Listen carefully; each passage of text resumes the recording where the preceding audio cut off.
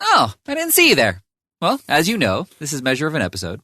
Our continuing mission is to explore what makes a Star Trek episode a good Star Trek episode and not just good TV. I'm Jonathan. And I'm Paul. And the last episode, we took the randomizer gave us Terra Prime, which is the second to last episode of Season 4 of Enterprise. And the blurb was, Paxton threatens to destroy Starfleet headquarters unless all aliens leave Earth. Enterprise must shut down an array on Mars, but it is well defended. Now, when we started the episode, it started with the previously on, and I know that Season 4 went a lot more serial, so we assumed that this was just part of an ongoing series arc.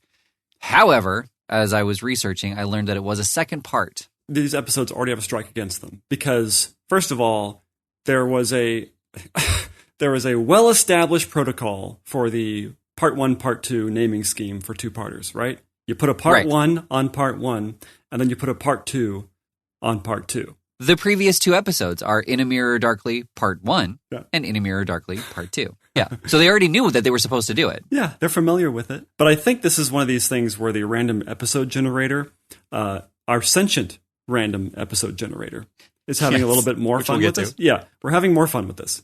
And so we had to go back and watch Demons. And, right. So and I don't know if you did this, but I watched the second part first and then watched the first part second. I did, yes. Yeah, which is actually kind of enlightening. It wasn't necessarily revelatory, but it did give a lot more. It just gave a lot more depth to the relationships. I guess it made. I'm specifically thinking of Mayweather and his ex-girlfriend. Right. So the blurb that we did not say, which is the previous episode, Trip and T'Pol learn from a woman that they have a baby. An investigation reveals the woman was a member of the xenophobic organization Terra Prime. Spoilers. Like, that whole... Okay, so this is another spoiler blurb, because that's a huge moment. That's actually a well-crafted moment in the show, because I like Phlox. I know you hate Phlox, but I like Phlox. I like when they let him shine a little bit. Sure. And he kind of shines in this reveal, but too bad, because you already know what he's going to say, because you read the blurb. I guess so. My question for you is what constitutes a spoiler? Because those two things are revealed within the first within the first act of the first episode. Yeah. So I think that anything that is constructed and engineered in an episode to have some sort of emotional impact, whether it happens in the first 5 minutes or at the end of the episode, it's still being structured in such a way to have that impact. And when you just ruin it with some text at the beginning. I mean, at this point, if you're watching Star Trek and you are relying on the blurbs to see if you want it, you know that you're already an idiot, right? So at this point, joke's on you, shame on you, fool you 703 times. The joke's on you. Like if it happens in the cold open, I think. No, it doesn't happen in the cold open. It doesn't. No, but, I mean, we see the baby in the cold open, but we just see that it's a Vulcan baby, and everybody's talking about how, what an abomination it is. And we know nothing else, because obviously Vulcans and humans, aside from the ears, look identical. So the fact that Vulcan babies look the same as humans. Another cartoon that I would watch. It comes on right after Muppet Babies. Star Trek babies. Yeah. Oh no, just Spock babies. Just Spock babies. All of the babies Spock that Spock everywhere. has. Yeah. Right. Yeah. So yes. So you're right. Spock. So that's the cold open, and we get to meet Robocop. Yeah. Or Taggart for those who watch Babylon 5. Oh, very good. His name is Paxton in this. Or the bad guy in Into Darkness. Yep. Oh yeah, you're right. Yeah, he does not play the same guy, obviously. Right. He aged really well. Yeah, exactly. Although, would this be? I mean, could they be the same character? They could in theory. Yeah. As I was saying that, I realized it's the alternate universe original timeline. So that it's only 70 years, I think. And the fact that he was the bad guy in dealing with the eugenics program to deal with perfection, he could have used the same stuff on himself and slowed down his aging. So theoretically, yes, but I'm not going there. episode kind of opens up with a speech. I'm actually kind of screwed up now because I actually don't know which scenes happen in the second part or the first part. I'm pretty sure there's a convention happening of some kind, and the whole crew of the Enterprise looks like they got there late and just sort of paused on the stairs on the way down. Not to interrupt. Not to interrupt. Because they're just standing there on the stairs. Like a total fire hazard. No, if you can move and are flammable, you are not a fire hazard. Rest in peace. What a shame. Yeah. Yeah. So do you know when he died? Like what day he died? No. April 1st. Oh, that's terrible. Yeah. Like nobody believed me. Well, that's what everybody says about Andy Kaufman, is that it's still this long con that eventually he's going to come back and be like, ta-da. Yeah, I know. Like Elvis and Michael Jackson. Like, everybody's waiting for them to come back. But at this point, they are so old. I know. It doesn't matter. Yeah. Yeah. Anyway. By the way, also directed by LeVar Burton, if you didn't I know. It. Yeah. I'm the one with the trivia, not you. Okay, sorry. I'm just going through my notes, okay? So it's... right, because his name popped up. Right, yeah, sure. His name pops up at this moment, right? Right.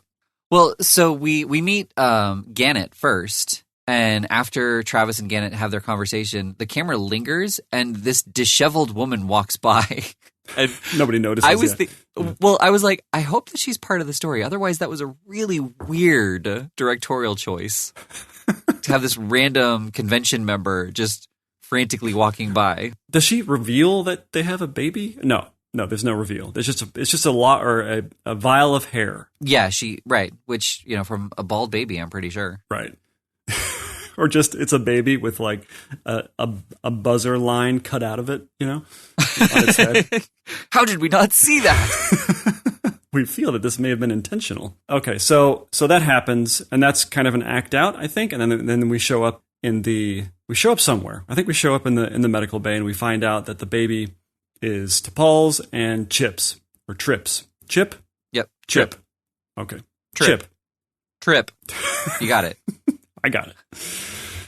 So Chip and T'Pol have a baby that they didn't know about. At this point, I was thinking to myself, having no information as to whether or not they're still banging, I'm trying to figure out if they are still banging or if they ever banged, because they're like, I've never been pregnant. And I don't, it takes them a long time to really get to the point where they're, oh, yes, they had a relationship. It's not clear if they're still having a relationship. Right. Did you get any there's no hard information about what their current status as a couple is? No. I mean, clearly the conversation that they were having showed that it was possible for her to have gotten pregnant. So, the fact that Trip is asking her this, like, he would know whether or not they boinked. So, well, it feels like they had a one-night stand, and then they're showing up, and, oh, this happened. And, it's almost like T'Pol is just as confused as everybody else is.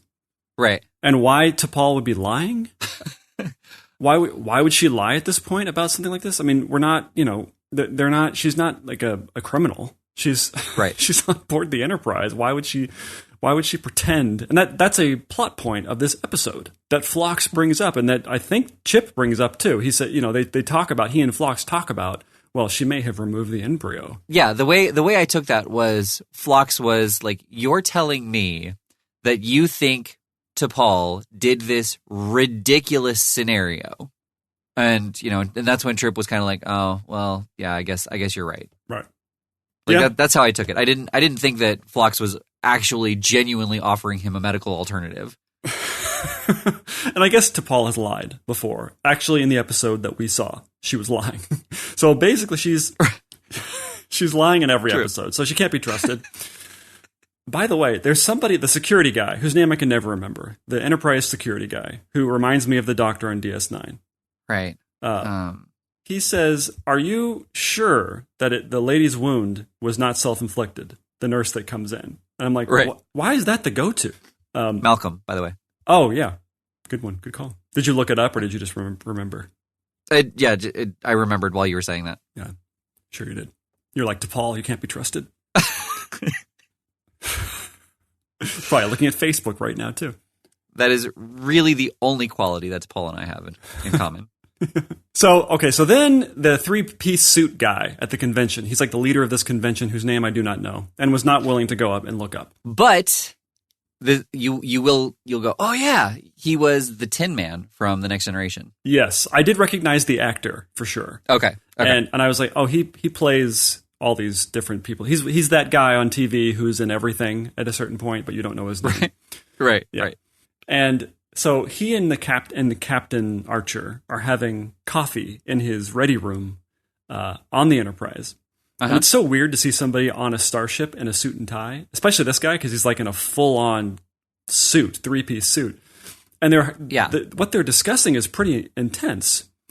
And but they're sipping espresso, and to me, it just totally subverts the tension when they're like, "You will do as I say. You will not defy my orders." You know, like it just doesn't work. It doesn't work that they're having coffee, and for some reason it worked when Picard is like having tea, and they gave it as something to do with like business, like it's business for Picard to do when he would have his tea and talk to somebody. But it was never during a tense scene. They weren't fighting the Borg, and then he would have some tea while they were strategizing on how to defeat them. Right. It was on moments of reflection. Yeah, and calculation. And then there's a scene with Robocop where we get our first philosophy dump from him, and this speech never changes through Robocop and the rest of his minions.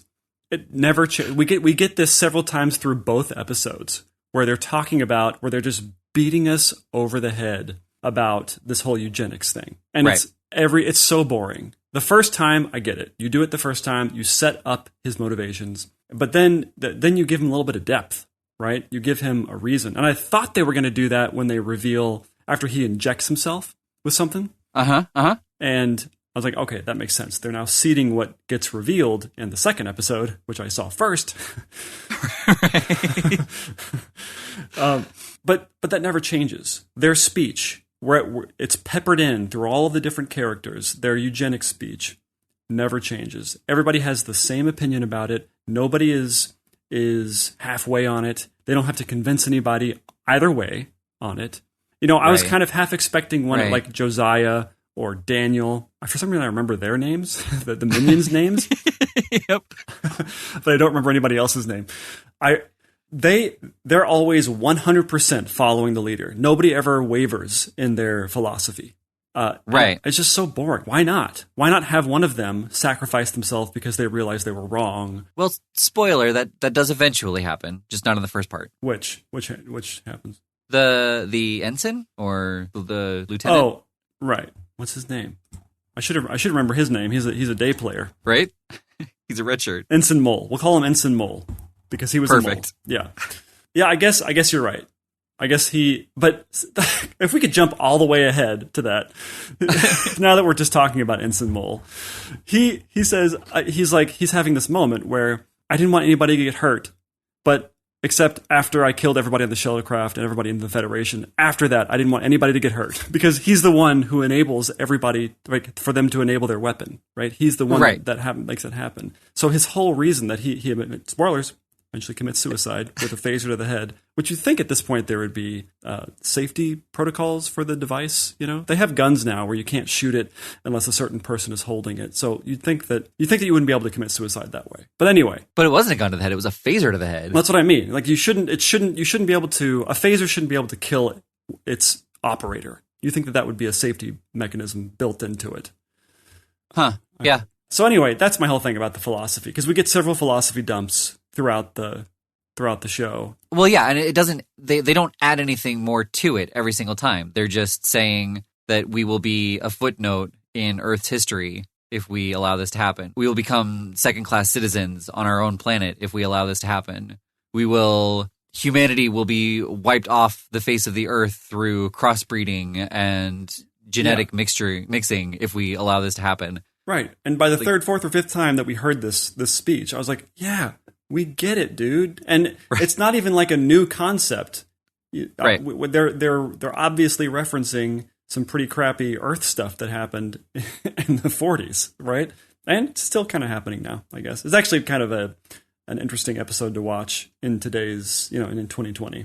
Right, in today's culture, yeah. Yeah. Well, and he even goes back to, the previous people who tried that are fictional using Colonel Green. Right, which is absolute proof that our random episode generator is actually sentient. Right. Yeah, because this is the only other episode that Colonel Green is mentioned in the second to last episode of broadcast live action TV of Star Trek. Yeah, and we've seen both of them. Yeah. Right. Out of 700, I guess 702, since this was actually a part 1 and part 2, out of 702 episodes, we have seen both of them. Also, a little side note, there are 9 episodes with Lwaxana Troi total, and we have seen 2. Wow. On episode, 14 that we're now in?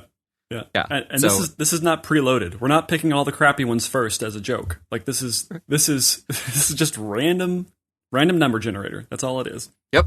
By the way, so there was I don't remember where it happens, but there's like this lizard ambassador alien guy who's talking to 3-piece suit guy, and he was super cool. I wanted an entire season of Star Trek Enterprise on that guy and his race.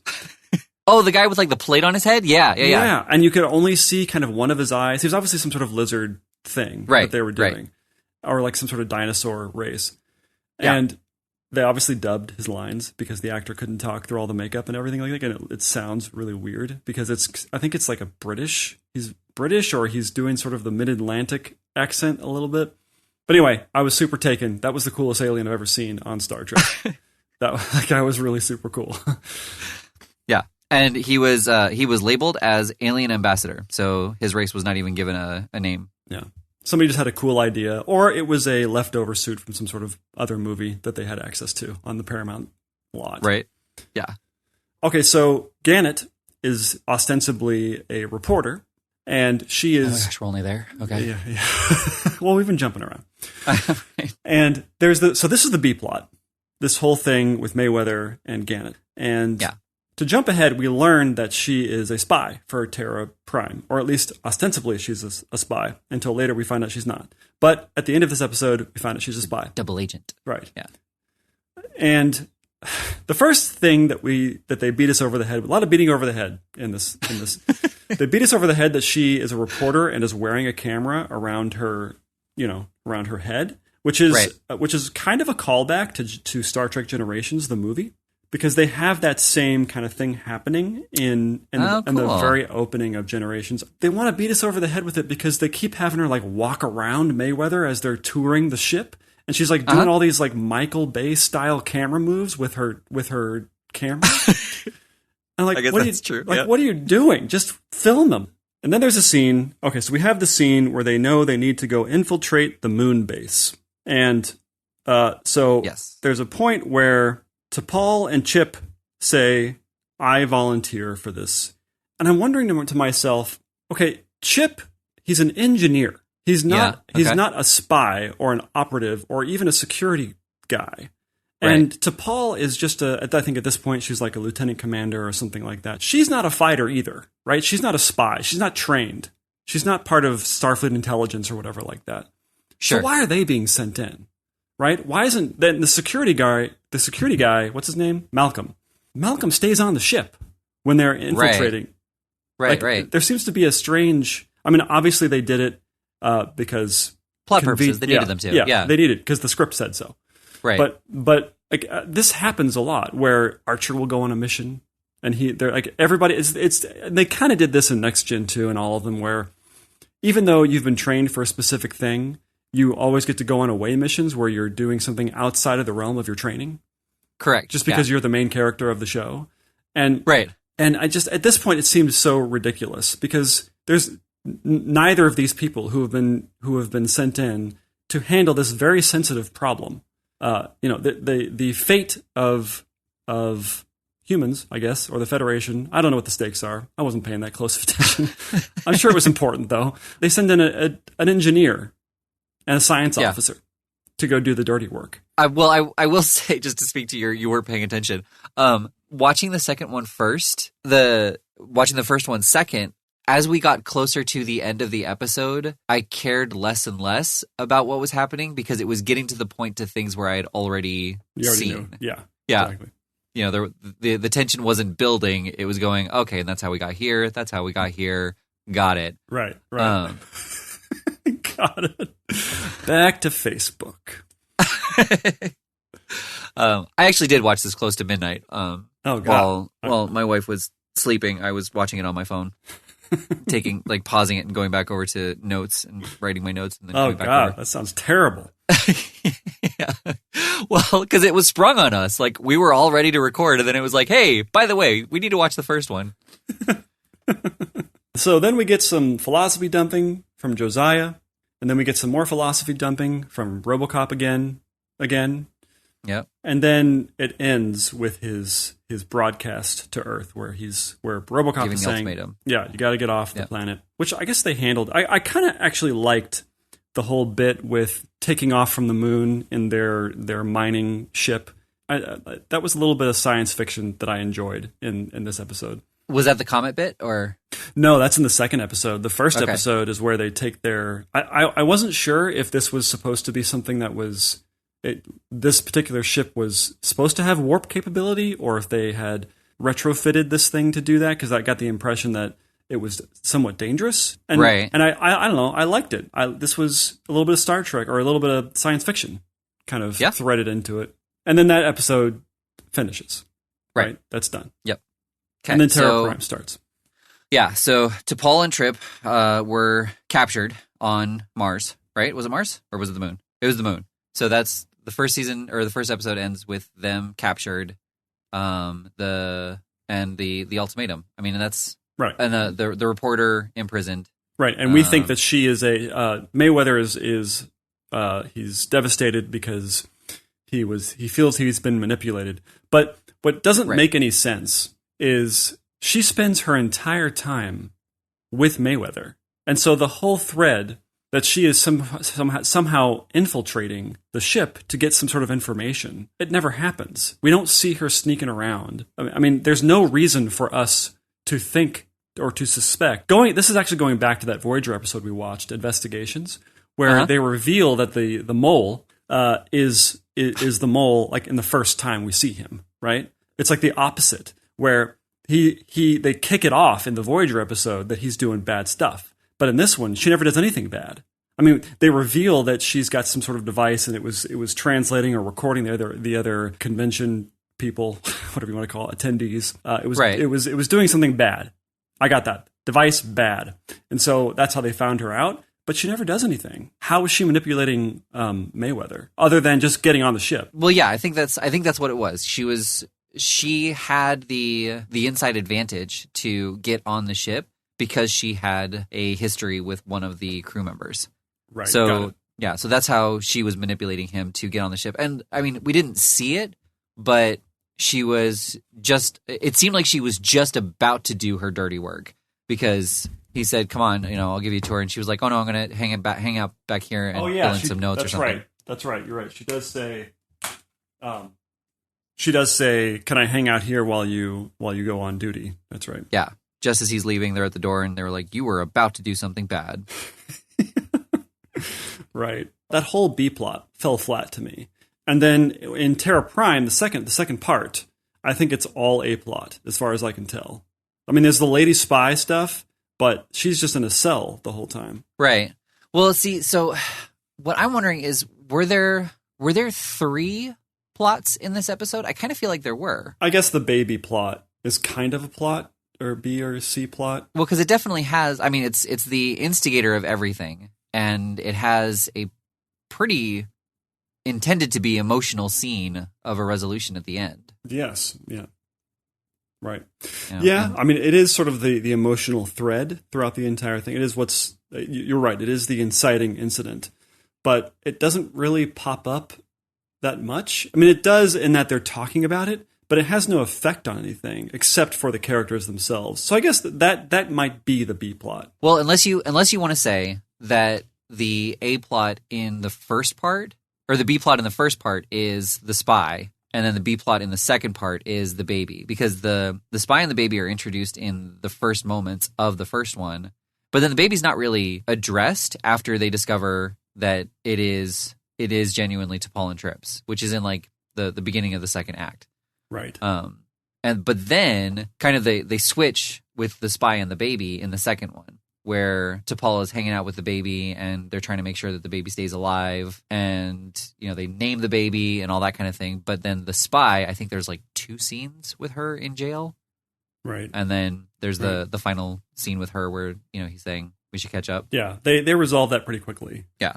And I was curious when I watched the second one first what their history was, because they obviously had history, and I had no idea what it was. Right. Okay, so this happens a couple of times in the second part, where Archer does the Star Trek pace back and forth, and because of the premise of the show, the quarters are much tighter because the space technology is not as good, and so I think I don't know whose idea it is to do the Star Trek pace in these close quarters. But Scott Bakula, he's doing the pace, but he kind of has to hunch over, and he doesn't have a lot of room to walk around. Right. And it's just super awkward when he's trying to do that. Scott Bakula is a tall dude in general. Yeah, he always does kind of feel like he's hunched over in this show. Yeah. For some reason. Yeah. So speaking of the pacing thing, though, there was a scene where Malcolm goes to talk to.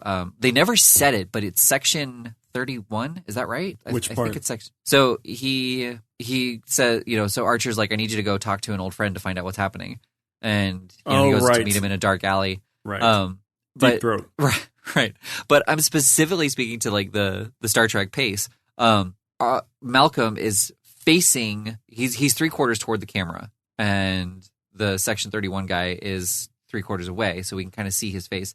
And about halfway through the conversation, Malcolm scoffs at him and takes 2 steps past him, and then the section 31 guy turns around and they've changed positions.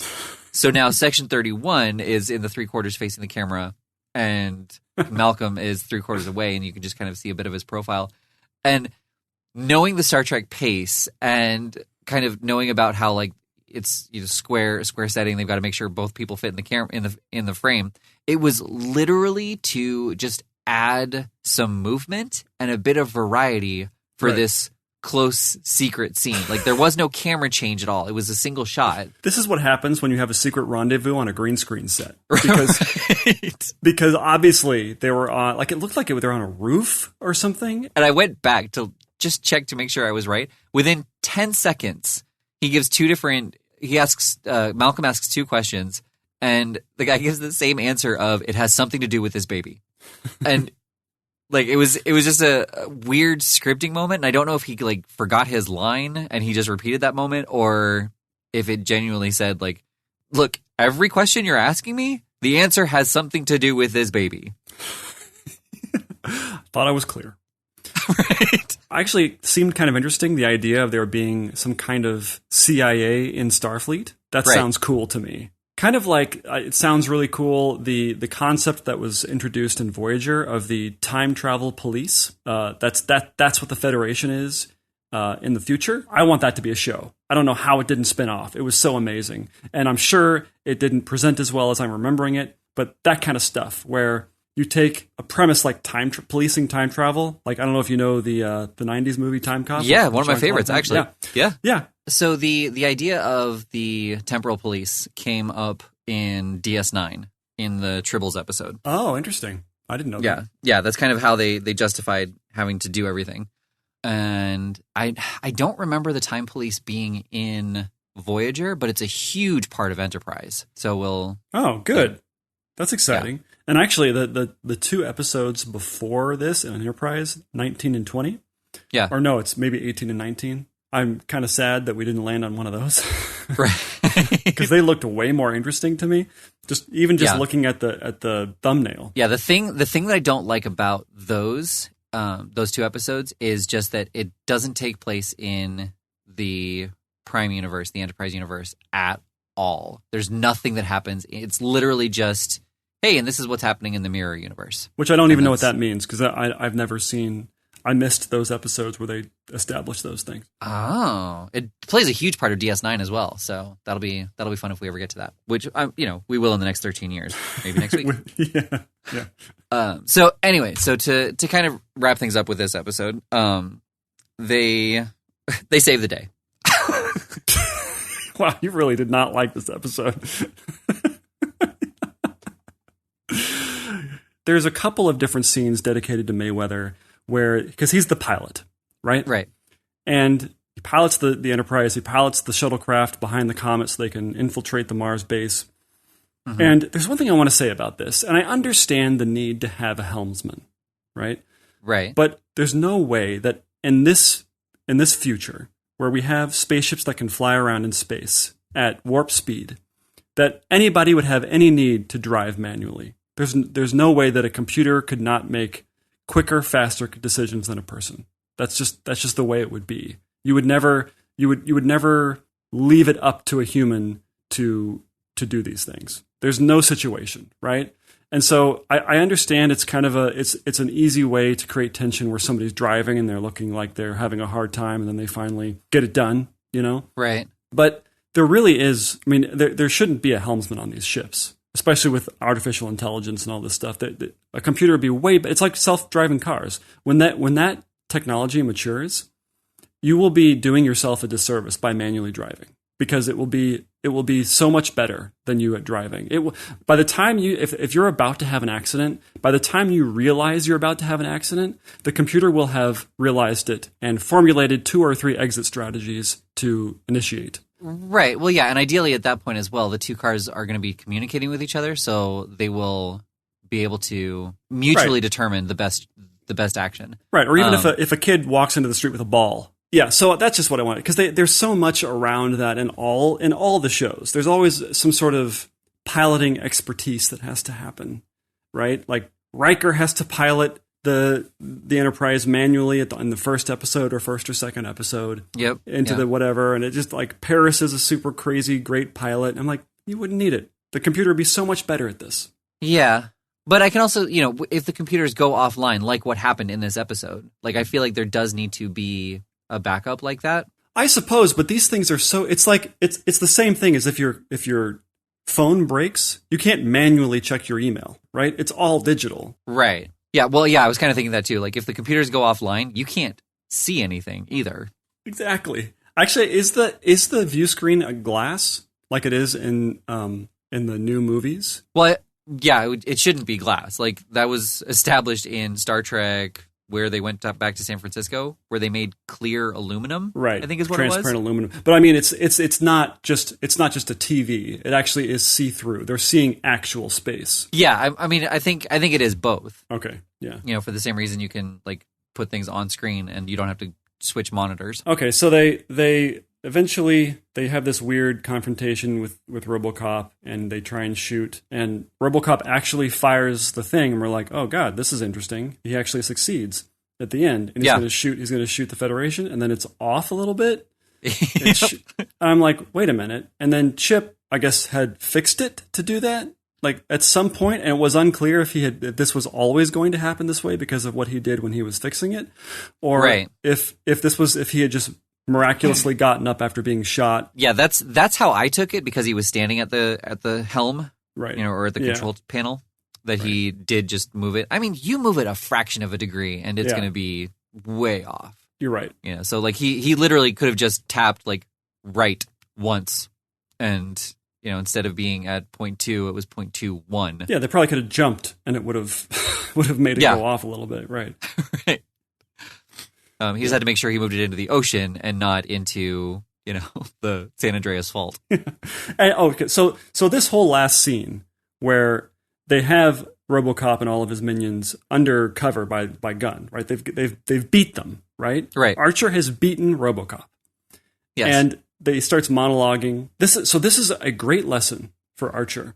Stun everybody and ask questions later. Yeah. Shoot them. Get rid of the threat. Don't start talking to them, because stuff like this happens. Yeah, and he, he said he grew up in a mine, so he was used to the lack of oxygen. Yeah, and I liked watching these two actors who didn't really care about pretending. Like it was sort of what you see like 10-year-olds doing when they're doing the same kind of role playing. I can't breathe. Yeah, yeah, it was at that level. Right. That's funny. So one of the fun little Easter eggs that was in this episode, I mentioned it earlier. Paxton is diagnosed with Taggart's syndrome, and Taggart is Weller's character's name in Babylon 5. Oh, was that on purpose? It must have been, obviously. Yeah. It'd be one of the greatest coincidences ever if it wasn't on purpose. He comes back and he's like, Taggart was the name of my character on Babylon 5. They're like, what? Yeah, what? Well, that whole thread, I thought that was going to be a whole thing. I thought that was first of all, in the second episode where they reveal that, when T'Pol reveals that, I was like, this must be the first time that we're hearing about this, because it was kind of a reveal. Right. And then in the first part, he injects himself once because he's obviously sick. That just goes away. That never comes back until T'Pol confronts him about it. Right. Why not put more? That's way more interesting. Well, and it's just brushed away by, the people who've had ideals often don't themselves live up to it. Right. It seemed like this was a rushed script. For being 2 episodes, yeah, which is interesting too, because there were some great character moments I felt with Travis, and Trip and T'Pol had a couple good scenes. So the baby doesn't survive, right? And it's originally believed that it's proof that Vulcans and humans are not a genetic match. But Phlox does a little bit more digging, and he realizes that the creation of the baby, there was a mistake in the actual combining of the genes. And did they say Phlox, cloning? I don't think they did. No, is it because that's how they were able to create the baby? They took genetic material from those 2 people. And yeah, but I don't think it was ever said like where they got the genetic material from and how they made the baby. There's a moment where they said that every ship has genetic material of every crew member. Oh, that's right. Yeah, and I'd actually talked about the comm badge in Investigations. So It's nice to know that I was right. By the way, the comm badge. So tell me if I'm wrong.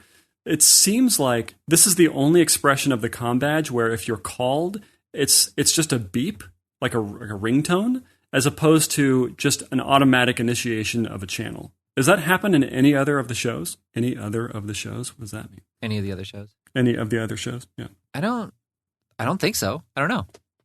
I guess let's keep an eye out for it. Yeah. I mean, obviously it happens at the Doors. The band? Yeah. It's early, okay? That's funny. When people come to Doors, they do the little... So I have a question. So was Archer's ending speech slow clap worthy? No. Well, and again, like I think it absolutely has to do with the delivery as well, because I don't think that Scott Bakula can deliver a rousing speech. He does it with modesty and humility.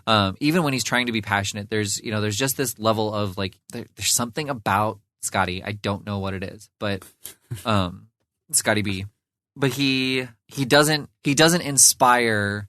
It's not something that would require like everybody kind of standing there in awe, and then one person is finally like clapping, and everybody's like, "Oh yeah, we should all clap!" Like that was amazing. It was one of those where when he was done, everyone would give a nice like, "Yay, good job!" That was a nice speech. Right. Yeah. Yeah. Like a golf clap, not a standing ovation. Right. No. Yeah. Like again, he does not rouse that level of passion in people when he speaks. It was kind of boilerplate content, right? Like it didn't care. Maybe I was just so done with it by this point. I think that overall this was a good story, but it wasn't fleshed out enough. And I think that I don't feel like this was a Star Trek episode. No. I take that back. I feel like the baby part was absolutely Star Trek. Yes, that felt Star Trek. I liked that it was a moon colony that had to move to the Mars colony. That was interesting to me. That had some science fiction in it. Yeah. And there was a B plot, and the B plot certainly related to the A plot, and it had some emotional development, at least for Trip. Right. Chip. And so I felt like that was, I guess, makes it eligible. Yeah, but I don't feel like the bases being on the moon and Mars were integral to the plot. Like they could easily have been Germany and China with nuclear missiles, and it would have had the same level of distance, same level of impact. Right. Yeah. This whole thing could have been. I mean, it obviously is an analog to World War II, right, or something like that. Or Yeah. I wonder if this was going to be a much longer a much longer arc for maybe season 5 or something like that. And they found out that they weren't going to have a season 5. And they said, well, we really like this storyline. Let's try and do it in a 2-parter. And all they did was water it down to the point of incoherentness. Right. And I feel like I did read that it was going to be a series arc. And then it wasn't necessarily written, but it was going to be a series arc. And then when they found out that there wasn't going to be a season 5, they decided to condense it down to an episode and expanded it out to 2. Especially with the guy with the green screen rendezvous guy, right? That felt like there was going to be more with that character and that sort of partnership, I guess. Well, there had been previously, and I think that it was going to be kind of one of those things where I try to get out, but they keep pulling me back in. Especially when he said like this means that you're a part of us now, or like you agree to our terms or whatever he said, and then nothing comes of that again. Exactly. So the last scene with the baby, with the baby not surviving, where T'Pol and Trip are in her room and, they're talking about how there's going to be some kind of a little service for the baby.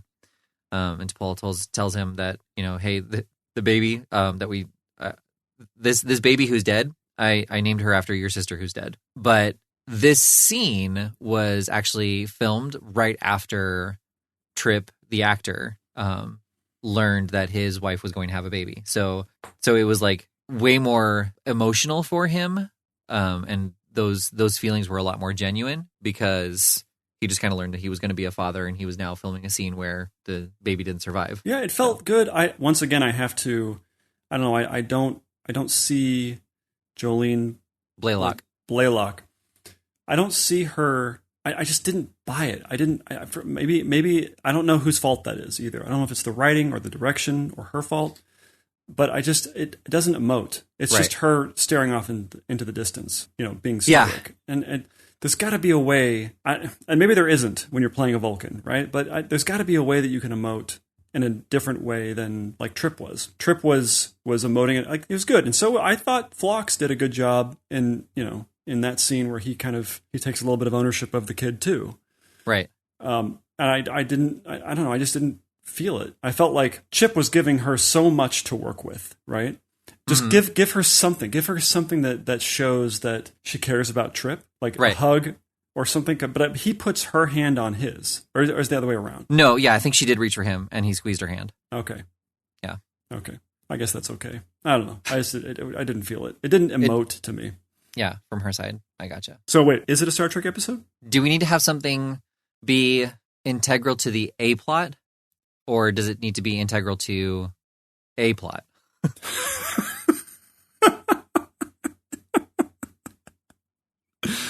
That was good. That was great. We could end right there if you want. I think we decided it has to be integral to the A plot. Yeah. But wait, the baby was integral to the A plot.